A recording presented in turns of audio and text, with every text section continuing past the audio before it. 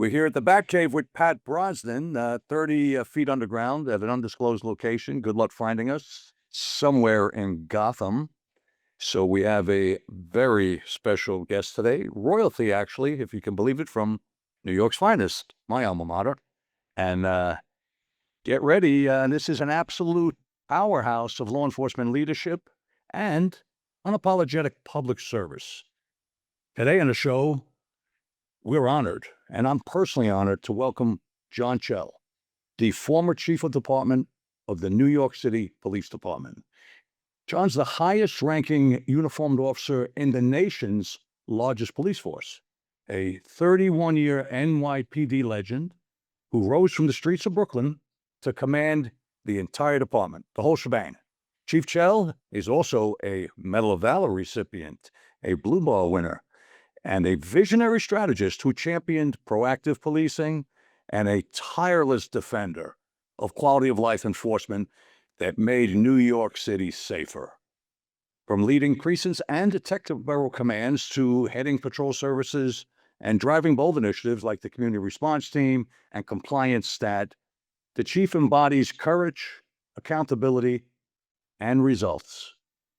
Now, eyeing the ultimate challenge as a candidate for mayor of New York City, please welcome the one and only Chief of Department, John Chell. Hey, thanks for that. I did all that. My goodness. Why you He's made me humble say? to boot. He's humble to boot. Listen, humility is the greatest virtue around you. You know better than me. You need to be a little humble in the police department because at the end of the day, it could bite you. Absolutely. And listen, this is going to be a great show. I mean, thank you for joining, number one. And I'm going to take you all the way back, when you first joined the NYPD. Tell me about it. What pulled you into the job? It's funny. But I get this question more so now than I ever did in my entire career. But truth be told, I was a Wall Street guy. My parents worked at Wall Street, and normally you follow your parents most times, right? So I was my real title was I was a mutual fund accountant for J&W Seligman, one of the oldest brokerage house in New York City. So I was doing the 9 to 5 thing. I was on the R train. I was drinking on Fridays down at the seaport. Sometimes missing that train connect. I wake up in Coney Island. I think all my friends, like we all did at one point in time. If you're going back to Brooklyn, if you know what I 8 mean. points in time. Absolutely. And it just wasn't for me. And at the time, all my friends were, they're in the police department, and I just said, "Yeah, let me give this a shot. It sounds pretty cool." And I just went for it. And at the time, I had to wait over 3 years to get in because a lot of people wanted to be a cop back then in 1990. At the time, 92, 93, with Safe Street, Safe City. We had a lot of candidates coming in. And I took the test, and I put in for the 6-7 because all my friends went there. And people are like, "You sure you want to go there?" I go, "Yeah, why not? Why not? Why not?" And my first day on patrol was actually Labor Day of 94. And my first, well, you'll appreciate this. I went out as a third seat with two senior people, and the first stop of the day was at a place called the Bluebird Diner. Got to get breakfast first for you at the streets. And they were giving us jobs. They were signing us jobs, and the people I went to they were marking the jobs. I go, "But we didn't go there yet." But then the first official job I ever had, it was the one we had to go to. It was a man with a gun. It was on Rogers Avenue, Lenox. I remember Lenox Road. I remember like yesterday. And I had my gun out of the holster. I was like, "Whoa, this is kind of cool." And the rest is history. It's a front row seat, the best show in town. And I tell everyone that. I was 10 years ahead of you. I came on in 83 and was up there in the 4-6, which I know you did some time as a sergeant up there. I tell folks who will listen that I got my advanced degrees in education at the UCRA. They say, "Where's the UCRA?" Well, the university on the corner of Ryer Avenue, up in the 4-6 in the central West Bronx. And by the way, I lived down the street. I lived in the 4-4, in the concourse. Yeah, I lived in the conch by Yankee Stadium. And then when we hit the first 200 million in Powerball money, we went four stops up north to Bedford Park in the 5-2. But Well, so you can I, imagine. thi- I think you'll appreciate this. when you work in busy A houses, right? The busy houses in New York City, there's a level of cockiness and pride that you have because you work in, at the time the 4.6, 4.4, or, you know, maybe I'll throw the 4.7. The Bronx is busy in general, Apparently but so heavy. those heavy commands. And when I was in the 6.7, I would look at the daily news, and I would always see 4.6, 4.4. So the 6.7 was a very busy place, and I said, well, people go, well, how the heck did you get to the 4.6? I was building a house up in Monroe County. Okay. I was married, so thank God my house wasn't ready yet because I got divorced shortly thereafter. But I said, let me get to the Bronx first. I'll travel from Brooklyn, but then when the house is done, I'm right there. And I picked the 4.6 because I knew it was really busy, and I cherish the opportunity to work in the Bronx. It was great to compare Bronx and Brooklyn cops, but the only comparison to be made was honestly they're all great cops, and it was a pleasure serving there and serving in the 6.7 and many other places I worked in. So true, and you had such a real time experience with it because I'll take the arc of your career, right? You're from Brooklyn Patrol to commanding precincts like the 6-1, the 7-5, 7-9, right? And then you commanded Detective Burrows. Take us through what that was like because you're kind of in different command spots in all the boroughs, pretty much. Maybe not Staten Island. Well, look, I always liked being active. I was always out in the street. I was always fighting crime, whether it be, from the patrol point of view. I was in the auto larceny and new borough units. I was chasing cars all over the country at 3 o'clock in the morning. I like being out there. Yeah, yeah. Another thing, right? You can't chase cars. Okay, was that you in Jersey last night? Wasn't me, Chief. You know how that goes.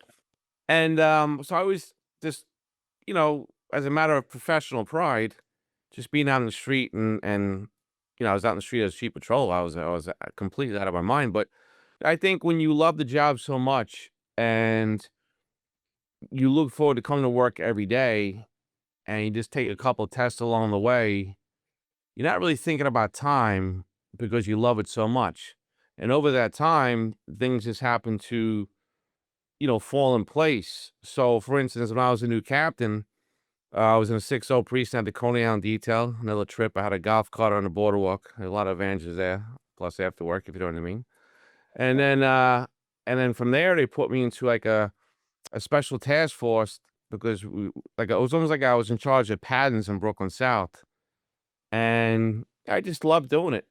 And Jimmy Hall, the great Jimmy Hall, called and said, you want to be the special ops captain in the borough, which is really was like a street crime, auto larceny, evidence collection. I went to evidence collection school as a captain. I wanted to learn how to do fingerprints, and I'm like, I got to be out of my mind, but I did it anyway. And then I gotta the rest. say, you're a humble guy, Chief. I just want to give perspective on it, just stick a pin in it so that our listeners and viewers understand. So when the chief said, well, you take a couple of tests and somehow it all kind of falls into play, he was in 11 ranks. 11. 11 ranks. He's 11 shields. Patrolman, detective, sergeant, lieutenant, captain, DI, full bird, and 1, 2, 3, 4. That's not just letting things into place. That is extraordinary, and I salute you, and I appreciate you being humble, but I'm not letting you slide by on that one. But sorry to interrupt. Please. It's funny you said I got my detective shield. So if I ever get inaugurated into the Police Hall of Fame, they gave me my special shield. Okay. And at the time, a lot of my friends were in narcotics. With death, we're all third graders, but they would make fun of me when I was a specialist. I said, well, I was a squad commander, so I can kind of say, that shield made up for it, if that makes sense. But I should, you'll afraid to. I would tell my narcotics friends, I love narco. I always said they're the greatest guys in the world. I would take all of them in a foxhole if I was in a war, right? The narcotics guys, because they know how to improvise. But I said, I used to tease my friends who, well, let me get this straight. In order to be a real third grade detective, I got to jump out of a van with 4 sweaty big guys wearing jet jerseys and goatees and come up with a couple vials for 18 months and I'm good to go. I said, okay, I must have missed that. I must have missed that class.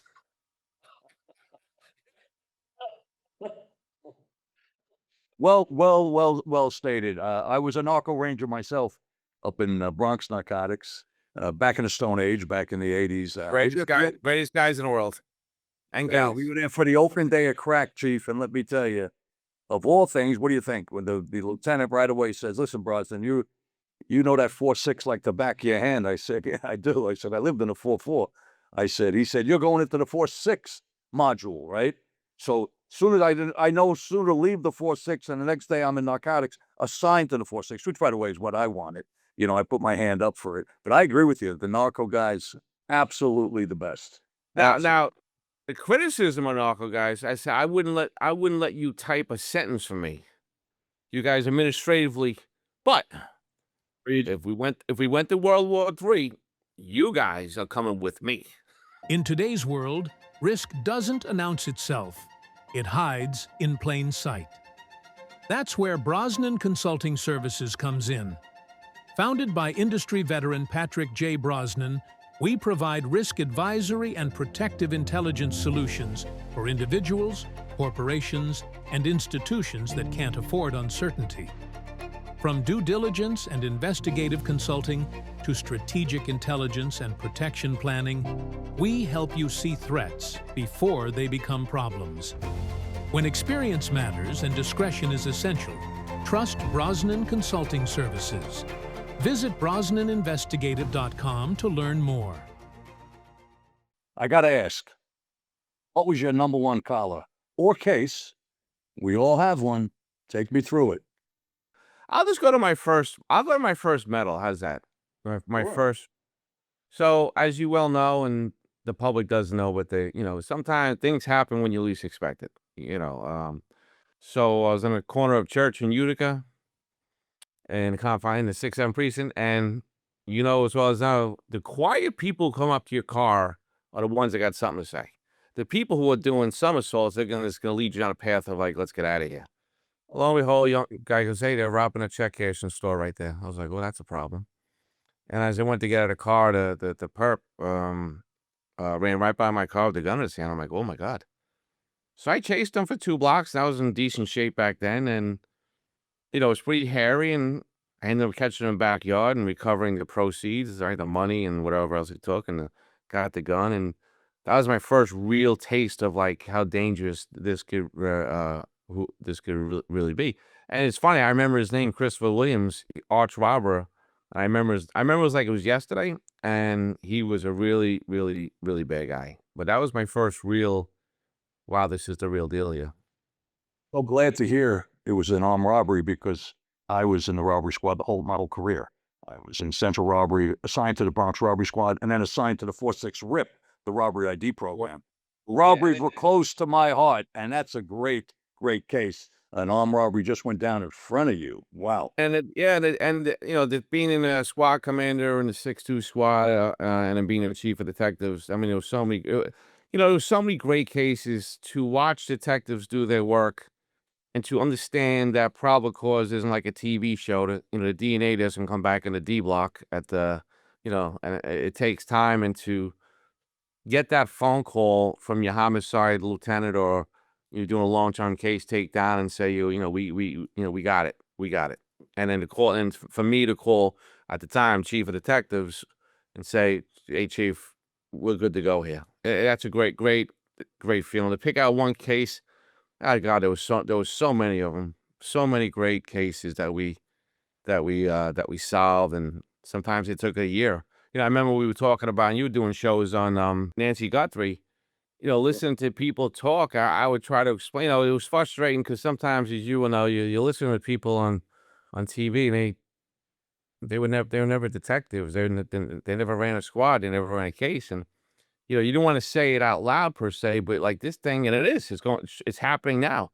This could be solved years from now. This is not TV, and you can speculate all you want, but probable cause does not come quickly sometimes, as you know better than anybody else.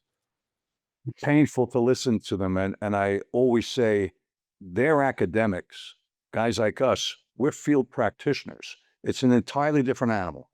And it's another big secret. And I'm not sure if we were on the show together. I know we've joined a number of panels with Newsmax over recent months.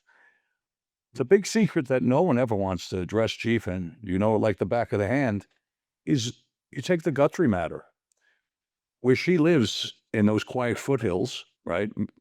Um, there's no real crime. There's no crime. There's no robberies, abductions, murders. Really, there's almost zero. They don't even want street lamps.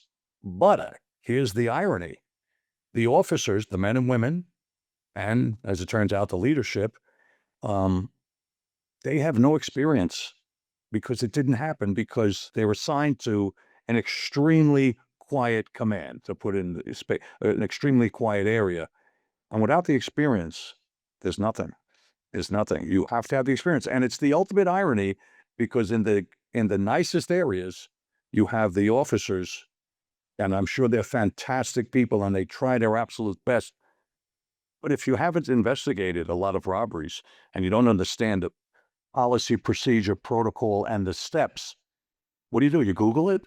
I mean, yikes. We saw it with that sheriff. Gosh, that guy was painful. My God. Well, well, first to the first point, I was getting frustrated with being on some panels because I coined this phrase PowerPoint pundits. They read the PowerPoint of the TV show and what people are saying and trying to regurgitate like they've lived something like that, and they haven't. It comes so, I'm not knocking them per se, like they're doing the best they can, but from guys like us who did investigations, like we understood from the get-go, you lost the crime scene. You lost it on day one. Like, what do you get? That should have been a crime scene for 3 weeks straight. It should have been impeccable. You had people Absolutely. delivering food, and it was frustrating. But professional, we're not going to criticize our brothers and sisters Oh, in any part of this world. We might touch on it a little bit, without we're saying it without saying it. But right. there was just so many mistakes. But I think you would agree on this. Whether it be Brown University, Nancy Guthrie, and a couple other cases, Sure. like you just said it, that the detectives, the boots on the ground, they're doing the best they can. They haven't showered in 2 days. They're eating pizza out of the box. Whatever the case may be, the work's getting done. But I think where we're failing now, the simplest part of it is they're communicating it horribly.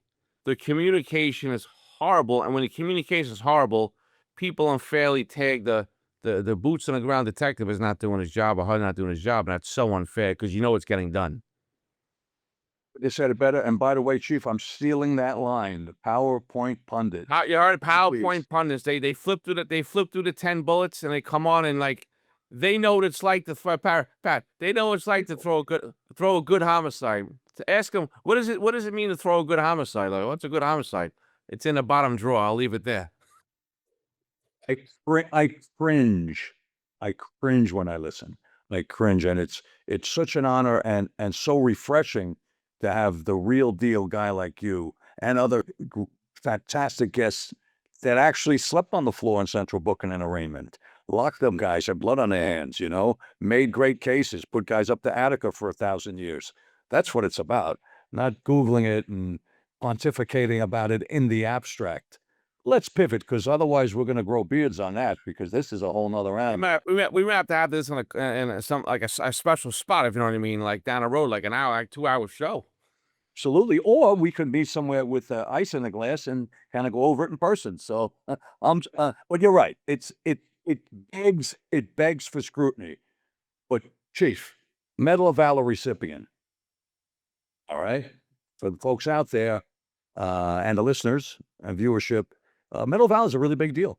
Medal of Valor, Combat Cross, and the top honor, Medal of Honor, is generally awarded posthumously in the NYPD. But the Medal of Valor is an outstanding and a very, very high award. We call it a blue bar winner. You wear a blue bar. Walk us through that. Walk us through that incident. That was my first shooting in 95, 96.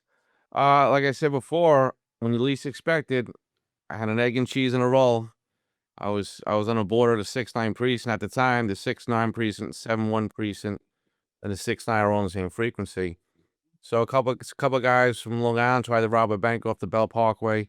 Obviously, their plan was to get in and get out. It was like 1 block off the Parkway, and some cop got it as he got flagged down, and they were chasing this car through the streets of Canarsie, and we were there. And as you well know, we go over to give him a hand. And, within 5 minutes, my partner's like, the car's coming right at us. I go, all right, well, okay, fair enough. And we pulled the car over, and, the guy got out, the gun in his hand, the money. And when I tell stories like this, I always talk about the things that just really ring out to me. So number one, I remember getting behind the engine block of a car, of a black BMW 300 series. I remember that like it was yesterday. I remember that me firing rounds across the street. This wasn't the 7-yard mark in the range. I think it was like 15 yards. So I definitely killed the car. All right, shot that numerous times. But I always try to find a funny part with this story. The guy got back in the car and car took off. We had to chase. There was two locations we had to let rounds go. But the car made a left-hand turn because they didn't make a left-right. There was water. They couldn't go any further. And at the time, a cop got shot recently doing the same thing. The bad guys were waiting for him when he made the turn. They fired to the windshield up in a 3-3. I think it was a 3-4. So my partner says, he reminded me of that. He reminded me of that in the midst of this like very movie-like thing. And the guy jumped out of the car, had him cornered. He wouldn't put his gun up. I was in the middle of the street by myself. And my partner yelled, take cover. And I said, well, where the hell are you? I didn't know where he was. But it was a good idea to take cover because I had no cover. Right. And the guy wouldn't put his hands up, so I had to fire a few more into the weeds to get myself out of there. And that's a scary thing too, because once I fired a few rounds, there was a bunch coming from my left and right. Like you can actually hear the bullets like whiz by the weed. It was crazy. So that was a shooting. Being involved in a shooting like that it's very unique. It's not like TV. But the funny part about it is, I said to my partner, I go, "Where the hell were you?" He goes, "Where was I? Where did you leave the car?" I said, "Where is the car?" Well, apparently I jumped out. I forgot to do one critical thing to the car. That would be put it in park. It rolled down the street and he couldn't get out of the car. It crashed into a wall. I go, all right, that's a pretty good excuse. You just can't make it up. You can't, and it's all shootings. Have lots of unique factors to it. But the one thing is, it's never like the range. It's never 7 yards. It's never in perfect conditions. No wind, no rain, not nighttime. It's always problematic, always. And that's some shooting. Wow.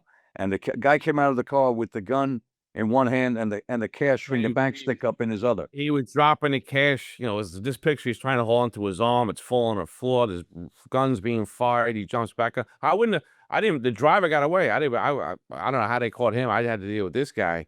But he was cornered, and I think I think he didn't care at that point because, like I said, they wanted to get the bank was 1 block into Canarsie. That they want to get in and got out. They had no idea where they were going. And I was just minding my business on my side of the 6-7, eating my ham and egg in a roll. And next thing you know, you're in the midst of like, oh my God. Well, that's the reality, right? Yeah. Hours of boredom, a couple of minutes, and boom, you're right in the middle of it. Nothing but short of a stick up. But it is really funny because you get so caught up in the middle of a shooting that you could easily not put the car in park. I could guarantee you, I would not have put the car in park. It would have went into a river or something because you're just thinking about the bad guy, right? And getting out there and exchanging rounds with him and take him out of his misery, right? And that's a great one. That's right out of textbook shootings, and the blue ball. That's amazing. We used to give one at these when I was the president of the Shields. I gave 3 actually each year when City Housing and Transit were separate agencies. As the president of the Shields, we presented it with a check, like a 500 or 250 check. So I'm a big fan. It was the New York State Shields Medal of Valor. Yeah. One of And Bernie Carrick, God rest his soul, he's the one who put it around my neck. So, and I told Bernie that story years later when we became friends. So it all kind of intertwines. There it does, and boy, he was here one day, gone the next. I had seen him 1 or 2 weeks prior, before he went into the hospital and passed away. I saw him down in Florida at election night. Yeah, we had some phone calls. I just got to know him really a year prior to him losing his life, and we had some interesting phone calls about the future and some things. And then, like you said, just out of right field, and the family kept it very private as to what was going on. That's their prerogative. So, but Is your organization prepared for today's technology and security challenges? At CMS Technology Partners, we deliver customized, best-of-breed solutions that protect your people, your property, and your peace of mind. From AI camera vision and real-time threat detection to advanced mobile weapon screening and X-ray imaging systems, we help you stay ahead of evolving threats without replacing your entire system. Plus, our expert team builds secure, scalable IT infrastructure, network and cloud solutions designed to fit your exact needs. With over 20 years of experience, CMS Technology Partners brings the technology, service, and support your business deserves. Visit callcms.com to see how we can strengthen your security and tech, so you can focus on what matters most. As chief of patrol, I know you had a lot of different commands over your 32 years in the NYPD. You launched different initiatives like the community response team and compliance stat. How did they put proactive quality of life enforcement first? Because I know that was a hallmark, a pillar of your view on aggressive and proactive policing. How did they factor in? yeah, great question. But just to put in context, when I came down here as the number 2 in Chief Patrol's office in June of 22, crime was up 48%, and the mayor was not happy. That's why he got rid of some people and brought us down. And we had to do something. We had to, not that cops weren't working, but we had to make them confident what they were doing. We had to let them know that we're going to be, I use the term legally aggressive. The liberals hated it. We're going to be legally aggressive in what we do. And I was very adamant that mistakes of the heart are not going to get you in trouble. But of course, we know the mistakes of the heart and mistakes of complete stupidity. We're not, we make a big distinction there. So, and at the time, the biggest crime we had was car theft. A lot of people don't realize car theft for 2 years in a row was our biggest crime. And with that car theft, as you well know, as anybody did robberies, that comes with car thefts, comes with robberies, comes with shootings. It comes with robbing smoke shops. We were getting besieged. It was out of control. Fake paper plates. Everything was car related. Right. So I got tagged with, well, since you took over, pursuits are up 1,800%. No, they're up 1,800% because I'm trying to be more transparent about it and making the cops put it over the radio so we, the bosses, can make a decision as to what we're going to do with it. So that's how that occurred, but I didn't really say that publicly. I said, whatever. And chasing cars, I don't care if it's 3 o'clock in the morning, 3 o'clock in the afternoon. It's tricky business. But we also learned how to use technology with car chases, right? We taught cops how to shut down bridges. We used aviation better. We used drones better. And the community response team that was built on top of it, okay, they were tasked with going after those illegal mopeds driving in packs of 50. So they kind of laid it on top, and we built a good, aggressive young cops. And the word started getting out that cops can start working again, or working to the point where I got you. There were so many cops that I unmodified or I took discipline away because the supervisor was weak. I said, "You out of your mind? We're not doing that." And whether you like this or not, and then on top of that, Pat, I was, look, it was like for a year and a half, I was in charge of this whole thing, and people know who was running things behind the scenes. I say that very humbly because we had some issues. We had, people who were scared of the camera, who were scared to go out and speak, and the mayor's like, "Well, who's going to carry this message?" So if back then I was on the news every night. And I think people are like, why is the chief of patrol talking about detective stuff? Why is chief?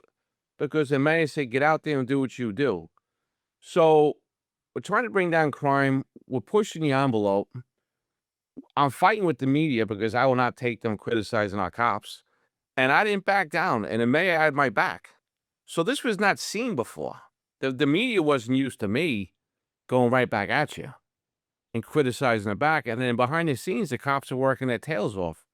And we stabilized. We came down here plus 48 in June. 6 months later, we were plus 22. So we cut that in half. And then we stabilized ever since. And I'm proud of that. And now to go into the compliance piece, I was getting very annoyed that we had a federal monitor for 12 years. And let's be honest, if you're not going to confront it, then step aside. So I'm not kicking a can down the road. So I'll create it. And what was happening was the cops are doing great work. Pat, if I told you more guns are coming off the street in 23, 24, and 25 versus 93, 94, you laugh at me, say no way. And there was no more marijuana laws. And these cops are getting the work done. But what was happening is our midline supervisors were failing to do the compliance piece, if you will, to make sure they got the hard part right, making gun arrests and great arrests. But we were failing documenting things. It was driving me insane. The monitor, like I said, was here 12 years. And I said, no, I'm going to confront this and I'm going to say the quiet part out loud. And the compliance piece, and I made it very painful for people. When I say people, supervisors. And I had the borough chiefs come down, the chief patrol was there, and I had to play a certain role, if you know what I mean. I had to be an SOB, and I was. Because to me, we're asking these cops to do a very tough job in 2024, 23, 25, and then we're giving them a clap. But then 5 years later, when they're sitting in the civil court, getting waxed because we didn't do our job as supervisors, I wasn't having that. I wasn't having it. And that's just what we did. And the mayor, he wanted to get reelected. He was under indictment. He was under a lot of pressure. And he kept turning to me and to our team to fix these things. So a lot of people don't know what really went on behind the scenes and the pressure that was coupled with that. And think about it. This is, in the midst of all this, let's add 4 police commissioners. Let's add 7,000 protests. Let's sprinkle in 225,000 migrants. We brought a whole other gang element to the world. Let's sprinkle in. I can go on and on about it, and make it up. and I'll be honest with you. My last year, I was chief of department for 11 months. I was absolutely miserable, absolutely miserable. I was tired. I was frustrated because I was the one taking the hits. I was taking all the hits, which is fine.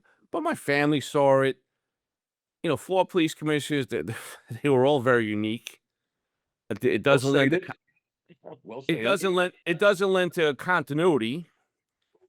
I was getting sued by everybody for doing my job. And like you said, some people like you, some people don't. I think some of the old guard, we're retired cops, would you agree? We're our own worst enemy. We eat each other alive. It's disturbing to see.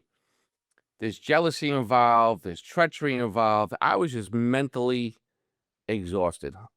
And when I retired, I didn't want to walk out. I didn't want to luncheon. I just wanted to literally go home. That's all I wanted to do. I had enough. Well, you did an amazing job. And I recall very clearly, you were kind of a ghost mayor in some ways, or a shadow mayor. I seen you at Adam's side. You were the mouthpiece, clearly and obviously. You're very articulate. You're good in front of a camera.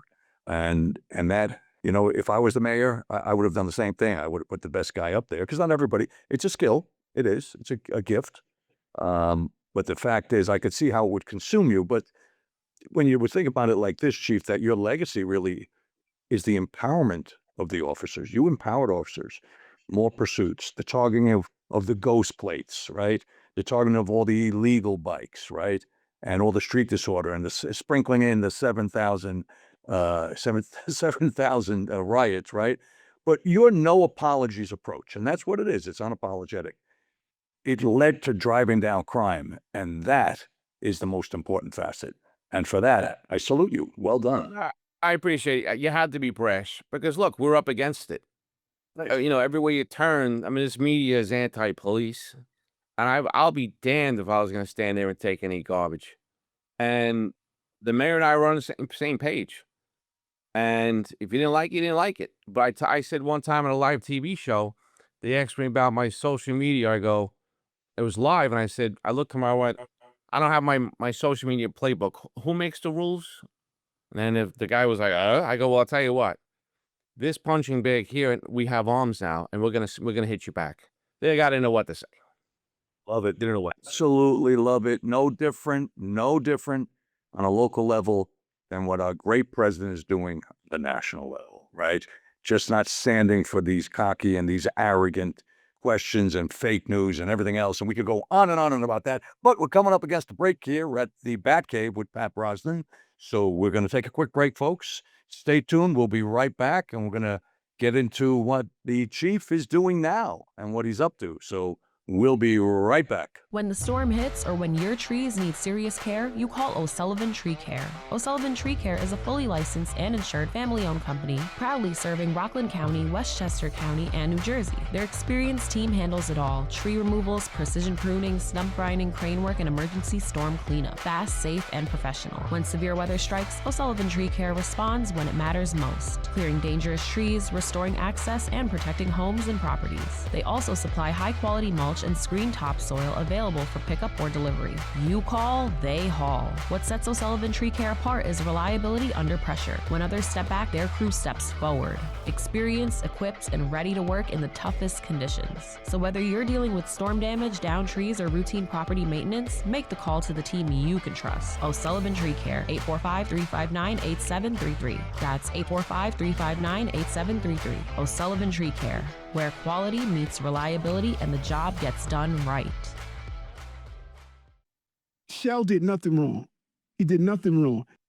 The proof is in the pudding.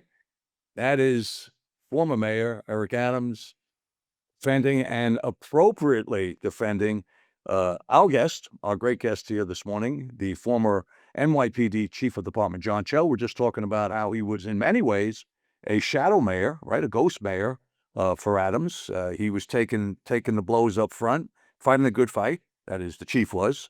And really empowering, and what a legacy it is, the empowerment of the men and women of the great NYPD who had been diminished and who were disillusioned and who had been demeaned, right, through the various protests and coming out of COVID and all the things that the rhetoric that has basically assassinated the spirit and the legacy of the NYPD. And it's amazing and thankful that we had such a great advocate as you, Chief, someone who was able to be there in the bully pulpit and smack them around. So well done. But now, what are you doing now? 32 years on the job, you're out. How is it preparing you for bigger fights? Well, as my wife says to me, you're supposed to be retired, but I'm a different kind of busy than I was for 32 years. But what am I doing? Well, I opened up a little consulting firm with a partner of mine, and there's so much, as you all know, there's so much business out there in terms of product innovation as it relates to technology. And how can that apply to policing today when everyone throughout the country is understaffed, the experience isn't where it should be in some places. So how can AI technology for detective work, how could AI technology for drones? We're going to get to the point where drones are going to take over a big part of aviation's duties. So I'm in that space right now, consulting for some companies, and they like what I have to say. And I'm not a salesman. I talk about the proof of concept and how it applies to policing. So that's been a real good experience. I just got back from Dallas this morning. I was out in Dallas with a company, writing a book. That's another trip and a half. Excellent. Excellent. People came to me, and next, I just have a really well-known agent and writer, and the things I'm going to discuss in the book will be all the things that really went on behind the scenes in my shadow commissioner days, and tell people it's not going to be a book about I was born in Bay Ridge and I reduced crime, and there's a lot of books like that and well-being, but mine is going to be like the road and what really went on. Just to be honest about it, how difficult it was, and when a chief of department leaves, like I said before, in complete misery, there's a reason for that, and I'll get further into that book. So that's fun, writing the book, opening a business. That TV show we did, Behind the Badge, will be coming out shortly. That's going to be a trip and a half. Awesome. They followed us for a year. It's all about. You ever watch Hard Knocks in football? The behind the scenes. It's all behind the scenes. And during the filming of it, it was the first year was supposed to be those community response guys and gals, the Queen South team, how do they live behind the scenes after their partner, Jonathan Diller, was killed on Mott Avenue in Rockaway? And what does that look like? And as the person who built the team, they included me in, how do we live every day? Like, we're human beings. We don't plug ourselves into a USB port every day and come back to work. We got bills, we got family problems, we got kids. We're just like everybody else. But during the course of the filming, I started talking about retirement, so kind of bifurcated into you're gonna get a first-hand look at my process to go through retirement, how difficult it was. But so that's coming out. So I got a lot going on. It's all good A things. lot of It's fun. balls in the air, Chief. A lot of But balls in the air. I do a little media from time to time. If you haven't noticed, that's still on. I'm doing a show tonight. Yeah, we've done a few panels together. A few panels. Well, your book should be called The Brutal Facts, because that's what you're going to be given, is the brutal facts. It's not I grew up in Bay Ridge and I reduced crime.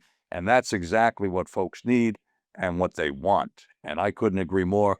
And I hope you'll sign a copy for me.